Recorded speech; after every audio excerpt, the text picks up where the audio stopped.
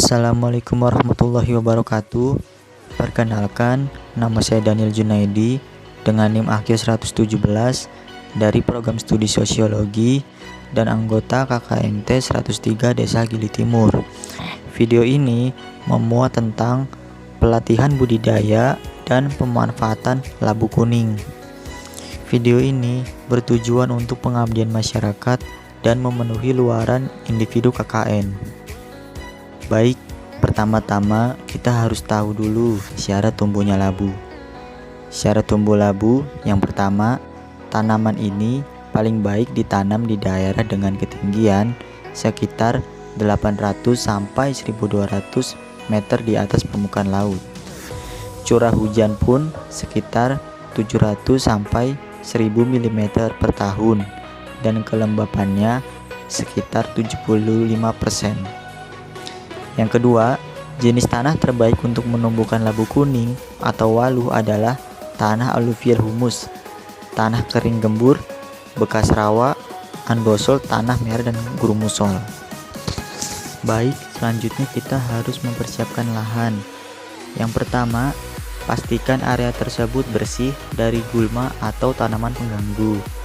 Gulma atau tanaman liar dapat dipotong secara manual atau dengan bantuan pemotong rumput. Pastikan juga bahwa rumput atau tanaman yang dipotong dibakar sampai akhir. Tumpukan rumput yang membusuk dikhawatirkan akan menjadi sumber penyakit atau hama bagi tanaman Anda. Yang kedua, pastikan lahan tersebut tidak hanya bebas dari tanaman liar atau gulma, tetapi juga bebas dari batu besar. Yang ketiga, tidak terdapat pohon atau bangunan besar yang bisa menghalangi labu kuning dari sinar matahari. Yang keempat, lahan tersebut memiliki tanah yang gembur sehingga penyerapan air tanahnya bagus. Pohon labu kuning membutuhkan air yang cukup untuk tumbuh. Namun, jika daya serap tanah terhadap air kurang dan menjadikan air menggenang, dikhawatirkan pertumbuhan labu akan terhambat dan terganggu.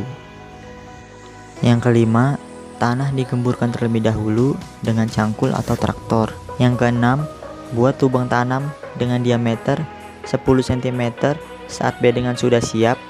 Dengan lebar 1 meter, Anda bisa membuat 2 lubang. Setiap lubang memiliki jarak sekitar 40 cm.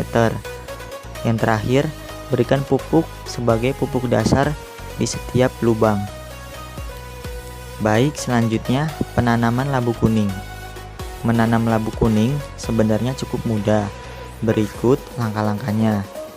Yang pertama, bersihkan tanah dari gulma atau tanaman liar. Yang kedua, buat lubang tanam dengan diameter sekitar 25 cm dan kedalaman 20 cm. Yang ketiga, tambahkan kompos atau pupuk kandang yang telah dimasak hingga 5 kg per lubang ke dalam lubang tanam. Yang keempat, campur pupuk bersama-sama dengan tanah dan lubang tanam bekas dan diamkan selama 1 minggu. Yang terakhir, setelah 1 minggu, tanaman benih labu kuning dalam 2 lubang benih per lubang. Baik, selanjutnya perawatan dan pemeliharaan. Cara menanam labu kuning sebenarnya tidak terlalu sulit dan bisa dilakukan oleh siapa saja. Bahkan dengan perawatan yang benar-benar tidak memiliki prioritas. Namun, jika Anda ingin mencapai kualitas tinggi dan hasil maksimal, Anda perlu merawat tanaman labu kuning dengan berbagai cara. Misalnya yang pertama, penyiraman. Sebaiknya dilakukan penyiraman dengan rutin pada pagi dan sore hari.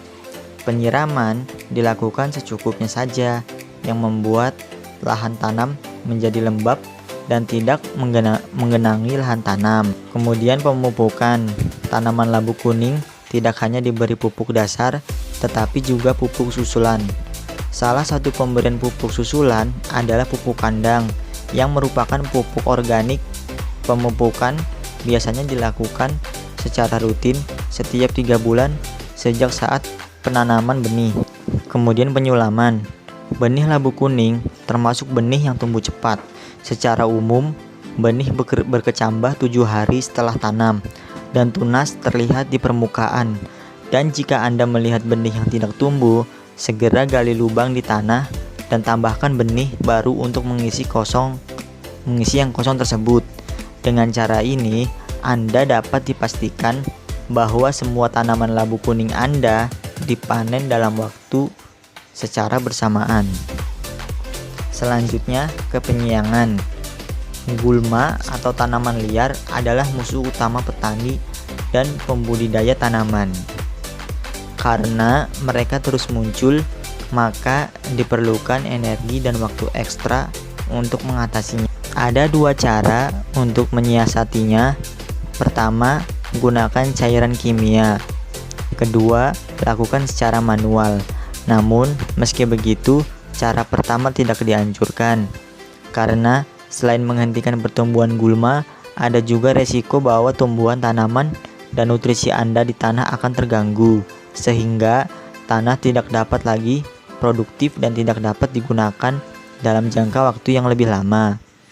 Selama musim kemarau, gulma mungkin tidak tumbuh terlalu cepat, tetapi ketika datang di musim hujan, gulma menjadi tanaman yang tumbuh sangat cepat. Jadi jangan heran jika Anda berkonsentrasi untuk menghilangkan gulma di musim hujan. Yang terakhir, pemanenan labu kuning. Waluh atau labu kuning mulai berbuah pada usia sekitar 60 hari atau 2 bulan setelah tanam, dan labu kuning dapat mulai panen sekitar 80 hari tanam. Panen dapat dilakukan secara bertahap, 1 hingga 2 bulan. Demikianlah proses budidaya labu kuning. Dan berikut adalah pemanfaatan labu kuning. Bisa dibuat menjadi baluk bolu labu kuning dan onde-onde. Dan berikut merupakan dokumentasi pelatihan.